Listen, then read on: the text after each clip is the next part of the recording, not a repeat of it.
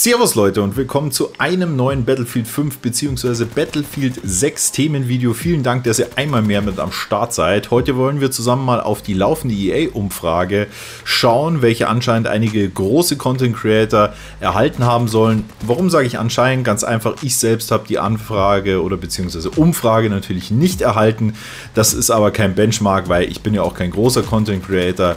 Jedoch habe ich für euch im englischsprachigen Raum recherchiert und ja, da ist das Ganze auch als approved dargestellt, weil da wohl offizielle EA-E-Mail-Adressen auch dahinter stehen, die das Ganze verteilt haben. Ich denke, da klar, 100% sicher ist natürlich nichts im Leben. Ich halte es trotzdem für sehr realistisch und deswegen auch worth it, mit euch zu teilen bzw. mit euch zu sprechen und zu diskutieren. Hierzu werde ich euch jetzt die relevanten Screenshots einblenden und natürlich auch meinen Senf dazu geben. Bevor wir jetzt in die Umfrage und in das Video natürlich reinstarten, vergesst nicht ein Abo dazulassen, wenn ihr keine weiteren Videos zu Battlefield 6 bzw. ganz im allgemeinen Battlefield Content verpassen wollt. Vielen Dank dafür und jetzt geht's los mit der ersten Umfrage.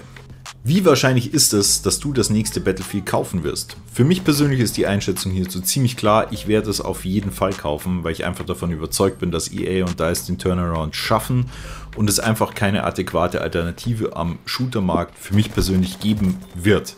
Auch im COD muss ich bis dahin wieder was einfallen lassen, weil nach 2 Shootern jetzt im aktuellen Zeitgeschehen und mit der Bürde, dass Battlefield 6 kommen wird, ja, ich möchte jetzt nicht sagen, hat Battlefield eine gute Chance, wieder die Spielerzahlen anzugleichen, aber ich würde doch schon meinen, dass man sich wieder ein bisschen annähern kann. Aktuell ist ja das Kräfteverhältnis COD zu Battlefield, also von Kräfteverhältnis kann man kaum sprechen, hat COD absolut die Oberhand. Nichtsdestotrotz, wenn ich aber auch mal so durch meine Kommentare scrolle, dann gibt es viele Zuschauer, die noch eine gesunde Skepsis an den Tag legen oder einfach auch komplett enttäuscht sind von Battlefield 5 und einfach sagen, ja, EA kann man nicht trauen, und den Punkt, den fühle ich auch ein Stück weit, gerade wenn wir uns nämlich anschauen, welche Themen uns während Battlefield 5 versprochen wurden, einfach ja, Schlagwort Lifetime Service, und dann bekommen wir einen World War II Shooter ohne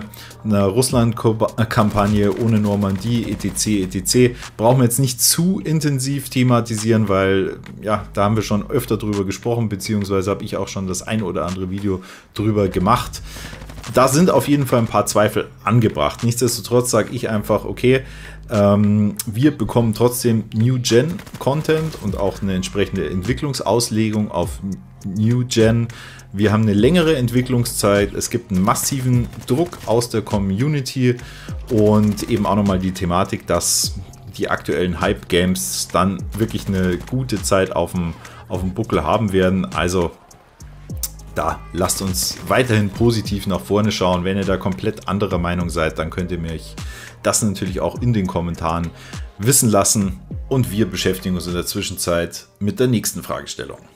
Wie interessiert wärst du an einem Free-to-Play-Spielmodus? Das Ganze bezieht sich auf einen neuen bzw. auf einen existierenden Spielmodus.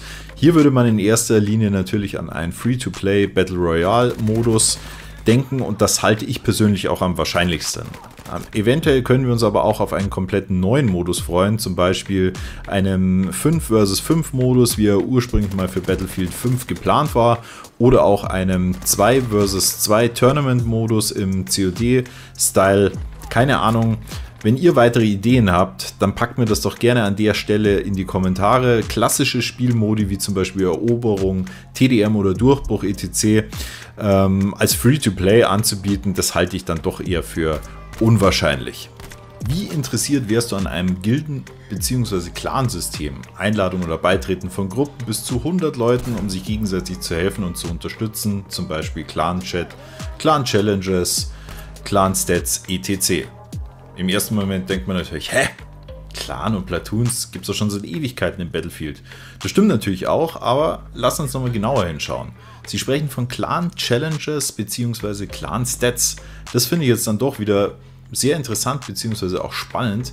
Hier könnten nämlich Dinge ins Spiel kommen, welche man mit seinem Clan bzw. Platoon abschließen oder erreichen kann. Eventuell sogar ein Rating für einen Rank-Modus, also ein Stück Richtung Competitive.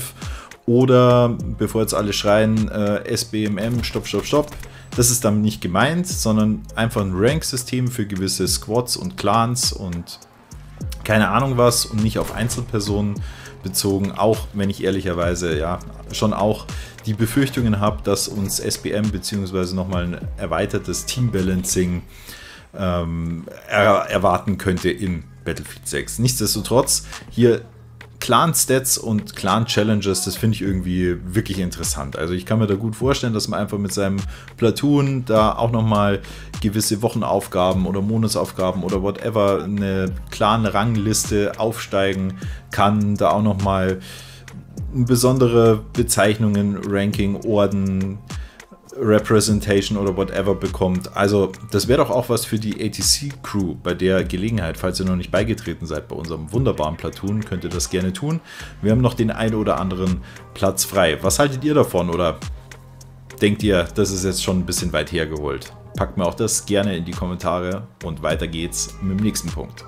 Wie interessiert wärst du an einem Battle Pass, also einem Fortschrittssystem zum Freischalten von Cosmetics und das Ganze in einer Free- oder Premium-Line? Grundsätzlich habe ich kein Problem mit einem Battle Pass, solange es eben kein Pay-to-Win ist. Sprich, der bezahlte Fortschritt, der darf sich von dem Fortschritt, den man grinden kann, nicht unterscheiden. Also das Einzige, was man sich durch das Kaufen holen kann, das ist eben ein Zeitvorteil, dass du das einfach von Anfang an den kompletten Battle Pass, die Updates und so weiter schon hast oder den Content, den du dafür bekommst. Natürlich als Creator musst du wahrscheinlich immer rein cashen, damit du der Community halt von Anfang an mal schon so ein Battle Pass Review oder was auch immer einen da erwartet, vollständig geben kann.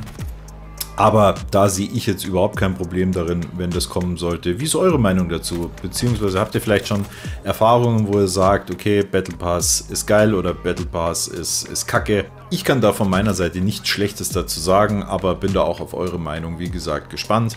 Und jetzt würde ich sagen, kommen wir zum nächsten und auch letzten Punkt für heute. Wie interessiert wärst du an einem Map-Update, Map-Veränderung oder bestehende Karten etc.? Auch hier denkt man in erster Linie an Battle Royale, klassisch neue Season, neue Map oder Map-Changes, man kennt's. Meine Interpretation oder beziehungsweise das, was ich mega spannend finden würde, wäre, wenn diese Änderungen auch Bezug auf reguläre Maps nehmen würden und man das Ganze mit einem Season-Update auf den kompletten Kartenpool erweitern würde. Zum Beispiel jetzt ganz steile These, wir würden uns im WW3-Szenario befinden, dann haben wir Season 1, da beginnt der Konflikt, ja, es gibt ein bisschen Zerstörung, ein paar Vormärsche hier, da bla bla bla. In der Season 2 haben wir dann schon das erste richtige Kriegsgeschehen, was sich auf die Maps bzw. die Länder auswirkt. Und Season 3 wäre dann zum Beispiel atomare Vernichtung, also wo wir dann alles in Wüste umgewandelt hätten oder so, keine Ahnung. Das Ganze kombiniert natürlich mit dem ja schon angeteaserten Zerstörungslevel, das noch nie da gewesen war, ihr kennt das auch. Also vielleicht ein bisschen, ja, auch das ein bisschen weit hergeholt, aber auch hier würde mich eure Meinung dazu interessieren. Das würde ich auf jeden Fall mega nice und auch irgendwie spannend finden, wenn wir in die Richtung mal was erleben, dass so ein Game auch in Summe dynamisch mitwächst und nicht statisch einfach bleibt mit den Maps, die mal im Game waren und dann hat man ein, zwei Bugfixes und das war's, sondern dass sich das Spiel wirklich mit einem selber mitentwickelt. Das würde ich richtig nice und auch interessant finden und wäre vor allem auch mal so was komplett Neues, beziehungsweise etwas, was auch zu dem ganzen Next-Gen-Gaming-Aspekt matchen würde, beziehungsweise ja, passen würde. Zusammengefasst würde ich sagen, es herrscht einiges an Bewegung bei EA und DICE und der Reveal, der steht ja kurz bevor. Ich bleibe immer noch bei der Einschätzung, dass das vermutlich im Mai der Fall sein wird. Natürlich bestätigt eine Umfrage jetzt nicht, dass diese Inhalte auch sicher kommen werden. Das heißt ganz einfach nur, es wird versucht, mit Content-Creatern bzw. Community Kontakt aufzunehmen und dass sich die Entwickler eben mit solchen Themen auseinandersetzen. Ich bin mir auch sicher, dass das nicht die komplette Umfrage war, sondern eben nur ein Ausschnitt der Hot Topics, nennen wir es mal so. In jedem Fall können wir uns aber auf die nächsten Wochen freuen und ja, da wird auf jeden Fall einiges kommen und der Hype-Train, der rollt weiter. Das in jedem Fall, Leute. Wenn euch das Ganze gefallen hat, freue ich mich über ein dickes, fettes Like. Wir sehen uns zum nächsten Video bzw. zum nächsten Livestream. Haltet die Ohren steif. Euer A-Team.